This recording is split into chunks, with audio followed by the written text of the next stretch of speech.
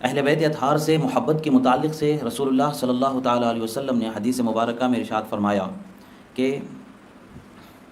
حضرت عبداللہ بن عباس رضی اللہ تعالیٰ عنہ سے روایت ہے، آپ فرماتے ہیں کہ قال رسول اللہ صلی اللہ علیہ وسلم احب اللہ لما یغذوکم من نعمت واحبونی بحب اللہ واحبوا اہل بیتی لحبی۔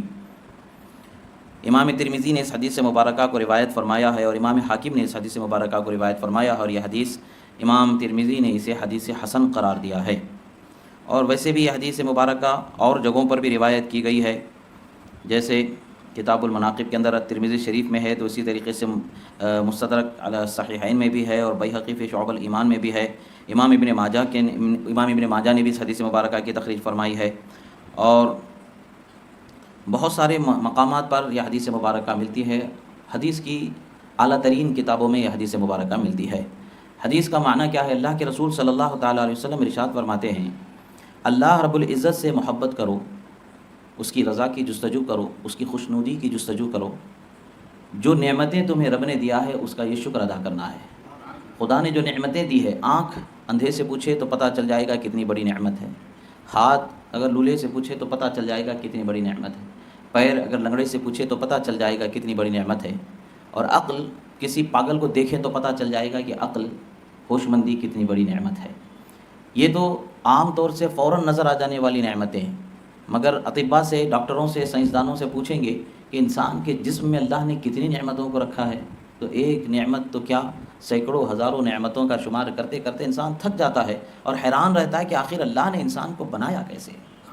جب ایک انسان کے لیے اللہ تعالیٰ نے اتنی نعمتیں اس میں پنہا رکھی ہیں، تو اور اس کی جو مخلوقات ہیں جس کا تصور اور سمجھ انسان حاصل نہیں کر سکتا، وہ کیسی عظیم نعمتیں ہوں گی، وہ کیسی عظیم تخلیق ہوں گی، اس کا اندازہ نہیں لگایا جا سکتا۔ رسول اللہ صلی اللہ تعالیٰ علیہ وسلم نے فرمایا، جو نعمتیں رب تعالیٰ نے تمہیں دی ہے، اس نعمتوں کے بدلے میں تم رب تعالیٰ سے محبت کرنے والے ہو جاؤ، یعنی اللہ کی رضا کی جستجو کرنے والے اور اس کی خوشنودی کی جستجو کرنے والے ہو جاؤ۔ رب ذوالجلال کو راضی کرنا، اس کو خوش رکھنا، یہ انسان کے لیے سب سے بڑی کامیابی کی ضمانت ہے، دلیل ہے۔ اس کے بغیر انسان، خدا کی رضا کے بغیر انسان کامیاب نہیں ہو سکتا۔ پھر آگے ارشاد فرماتے ہیں، اور مجھ سے محبت کرو اللہ کی محبت کے سبب، اس لیے کہ اللہ کی محبت میں رسول اللہ سے محبت کرنا ہے، اس لیے کہ اللہ کے رسول اللہ کے حبیب ہیں، اللہ کے محبوب ہیں، رحمت للعالمین ہیں، تمام انبیاء کے سردار ہیں، انہی کے لیے کل کائنات کو اللہ تبارک و تعالیٰ نے پیدا فرمایا ہے۔ اور حضرت آدم علیہ السلام سے فرمایا، لولا محمد لما خلقتک یا آدم، اے آدم اگر محمد عربی صلی اللہ تعالیٰ علیہ وسلم کو پیدا کرنا مقصود نہ ہوتا تو میں تمہیں بھی نہیں پیدا فرماتا۔ یعنی اگرچہ احادیث ضعاف کے درجے میں ہیں یہ، مگر سرکار کی عظمت اس سے اجاگر ہوتی ہے، باب فضائل میں مقبول ہوتی ہیں۔ سرکار صلی اللہ تعالیٰ علیہ وسلم کے لیے ساری چیزوں کو اللہ نے پیدا فرمایا ہے، اور ان کی محبت کا اللہ تبارک و تعالیٰ نے جگہ جگہ اظہار و اعلان فرمایا ہے۔ رسول اللہ صلی اللہ تعالیٰ علیہ وسلم سے محبت اس لیے کرنا ہے کہ اللہ ان سے محبت کرتا ہے، اور اللہ ہم سے راضی ہو جائے ان سے محبت کرنے کی وجہ سے۔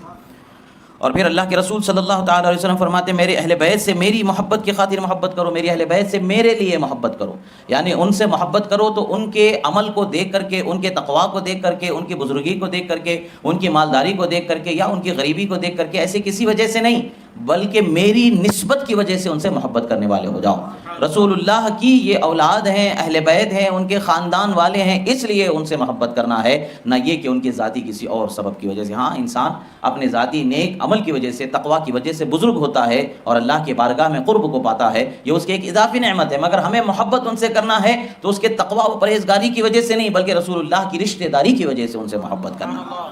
رسول اللہ صلی اللہ تعالیٰ علیہ وسلم نے ارشاد فرمایا، یہ حدیث مبارکہ، کہ میری محبت میں میری اہل بیت سے محبت کرو۔ تو سوچنے کی ضرورت ہے کہ آج ہم کہاں ہمارا مقام ہے۔ ہم رسول اللہ کے اہل بیت سے محبت کا دعویٰ رکھتے ہیں، ان کے خاندان سے، آل رسول سے محبت کا دعویٰ رکھتے ہیں، مگر ہمارے دعوے کھوکھلے ہو جاتے ہیں جب ہم ان کے معاملات کے اندر کوتاہی کرتے نظر آتے ہیں۔ دنیا کو بھی دکھتا ہے، اور جو فرشتے ہمارے عمل کو لکھنے والے ہیں وہ فرشتے بھی لکھ رہے ہوں گے، قیامت میں سارے ہمارے معاملات کو لیں گے۔ یہ حدیثیں اس لیے ہمیں سننے کا موقع مل رہا ہے، ضروری بھی ہے کہ ہم اپنی اصلاح کر سکیں، کہ ہمارے ذہن و فکر میں، ہمارے دلوں میں اہل بیت کی محبت کا جو معیار ہے اور اہل بیت کی محبت کا جو حق ہے، کیا واقعی ہمارے دلوں نے اس حق کو ادا کرنا شروع کیا ہے، یا وہ حق ادا کر رہے ہیں، یا ہم اس میں کوتاہی کر رہے ہیں۔ یہ ہمیں سمجھنے کے لیے ضرورت ہے۔ جب ہمیں پتہ چل جائے گا کہ ہم اپنے دلوں کو دیکھنے لگیں گے، کھنگالنے لگیں گے، کچھ کمی ہوگی تو اس کی اصلاح کریں گے، یقیناً کامیابی ملے گی۔